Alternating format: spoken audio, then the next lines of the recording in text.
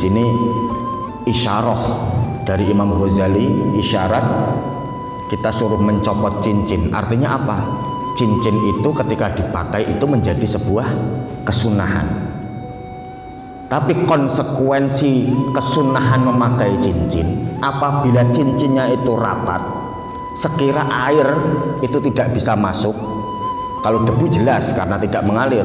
Kalau air kok tidak bisa masuk ke jari-jari, maka hukumnya wajib dicopot.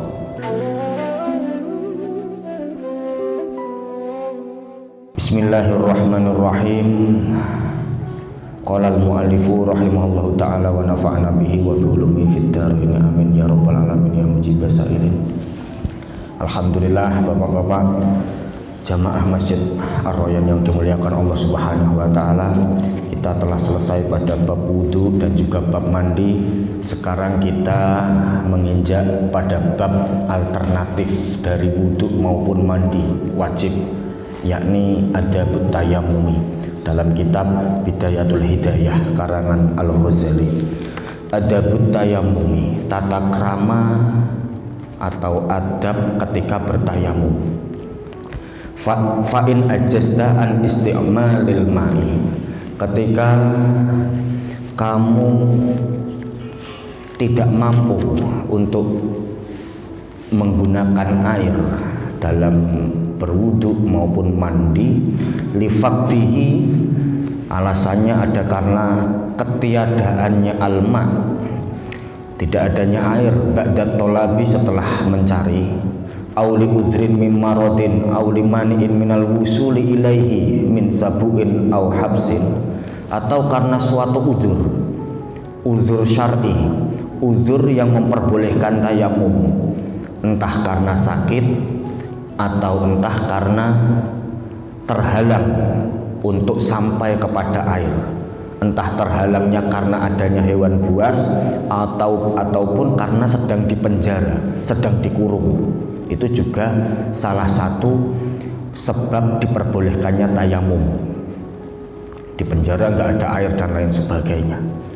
Au kanal ma'ul hadir tuhtaju ilaihi li'atshika aw li'atshirafikika, atau ada air namun air yang ada itu hanya cukup untuk kebutuhan hausnya kita, kebutuhan minumnya kita, atau kebutuhan minumnya saudara kita, teman dekat kita, sesama muslim tentunya.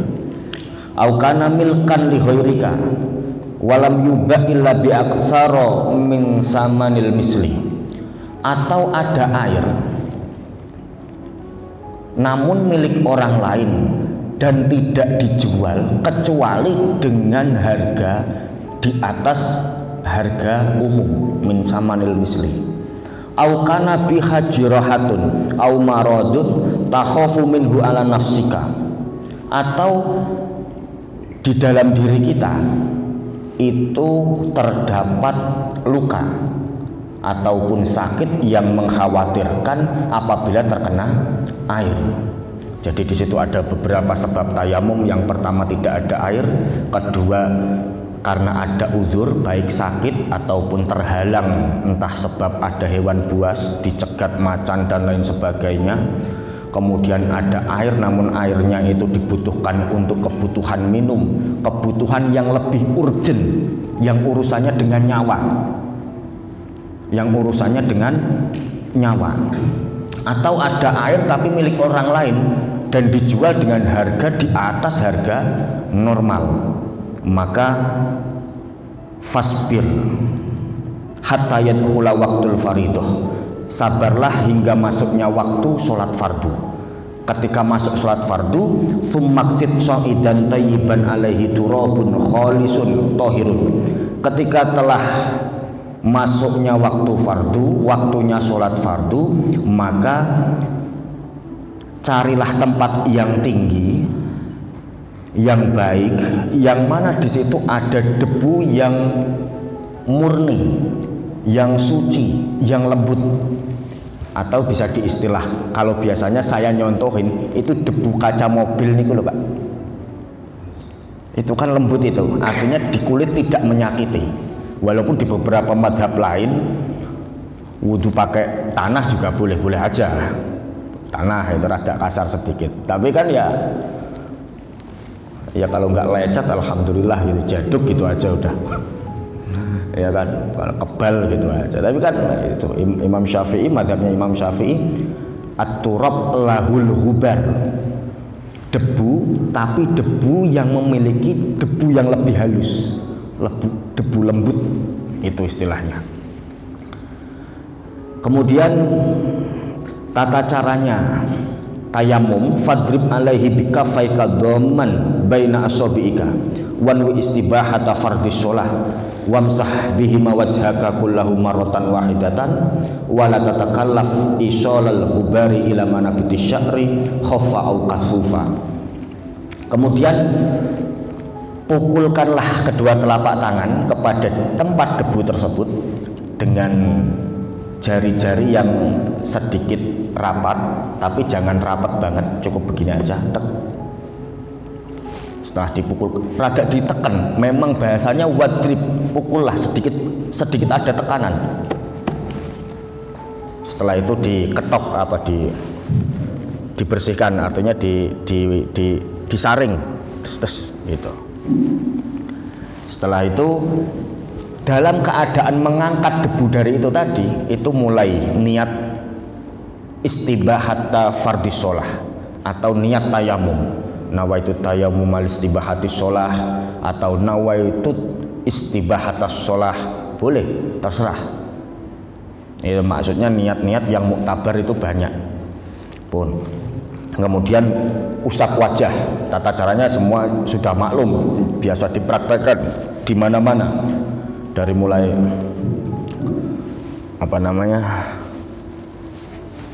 gimana biasanya gini ya, kalau tayamum gimana biasanya prakteknya? Enggak, maksudnya kalau di muka paling kan begini, misalkan gini, sampai jempolnya itu tembus begini, dipasin.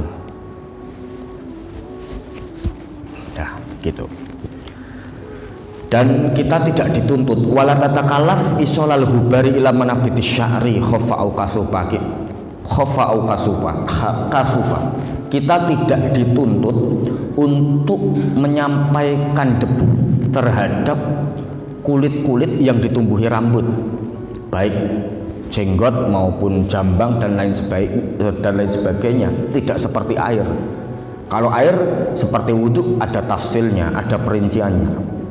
Kalau tipis maka harus sampai. Tapi kalau tebal, pokoknya kita sunnah menyela-nyelai. Untuk urusan sampai tidak, kita tidak bisa secara yakin sampai atau tidak. Kalau tebalnya segini seumpama, itu kalau jenggot. Tumangzi khatamaka wadrib darbatan saniyatan mufarrijan baina asabiika. Wamsah bihima yadaika ma'amir faqaika fa illam yastawibhuma fadrib darbatan ukhra ila an tastawibahuma summamsah ihda kafaika bil ukhra. Kemudian ketika kita memakai cincin, di sini isyarah dari Imam Ghazali, isyarat kita suruh mencopot cincin. Artinya apa? Cincin itu ketika dipakai itu menjadi sebuah kesunahan. Tapi konsekuensi kesunahan memakai cincin, apabila cincinnya itu rapat, sekira air itu tidak bisa masuk. Kalau debu jelas karena tidak mengalir.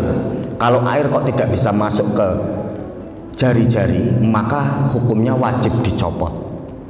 Kalau sekiranya cincinnya longgar dan air bisa masuk, sunnah untuk memutar-mutar cincin sekira air wudhu bisa masuk. Berbeda dengan masalah tayamum. Kalau tayamum jenengan semua harus mencopot, wajib mencopot cincin karena tidak mengalir debu itu. Nah, kemudian wadrib dorbatan saniatan mufarijan baina asabiika. Kemudian ambillah debu dengan pukulan lagi, seperti tadi mengambil debu dengan pukulan untuk wajah, dengan merenggangkan jari-jari sedikit renggang. Gitu. Diambil. Terus wamsah bihi mayadaika ma'amir fakoika, usapkanlah untuk kedua tangan. Yang tentunya yang pertama tangan kanan yang diusap. Caranya biasanya sudah masyhur. Jadi begini, jari ditempelkan, ini apa namanya, jari tangan kanan, jari-jarinya ditempelkan dengan jari-jari tangan kiri, terus diusapkan sampai sini. Kemudian baliknya dibalik jari sebelah sini yang belum masuk, belum dipakai untuk mengusap, hingga akhirnya jempol ketemu jempol. Bisa dipaham ya? Sini. Ini praktek yang biasa dipraktekkan ketika ujian ibadah, ketika mau ujian gitu, itu dipraktekin biasanya. Kalau di pondok-pondok itu gitu. Kemudian kalau debunya itu kok tidak cukup, maka ambillah debu lagi, artinya pukullah tempat debu lagi untuk meratakan yang belum merata. Wamsah ma baina asabi'aka bitahlil. Kemudian kita disunahkan disunahkan untuk tahlil, mengusap jari-jari. Jadi begini, apa namanya, ngapu rancang, apa namanya, kalau bahasa sini apa, pokoknya ya menyela-nyelai gitu aja lah, menyela-nyelai jari-jari. Wasolli bihi fardun wahidan wa masyi'ta minan nawafil. Dan ketentuan daripada daripada tayamum, satu tayamum hanya diperbolehkan untuk satu fardu, satu sholat fardu.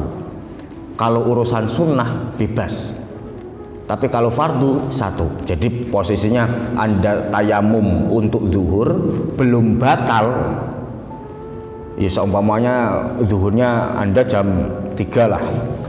seumpama jam 3, terus sholat, assalamualaikum,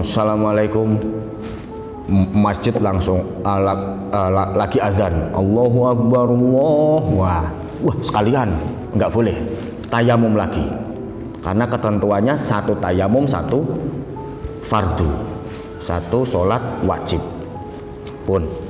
Fa'in aradta fardhon sanian fasta'nif lahu tayamuman akhor. Ketika menginginkan sholat fardu kedua ketiga, maka perbaharuilah tayamum. Itu adab-adab tayamum.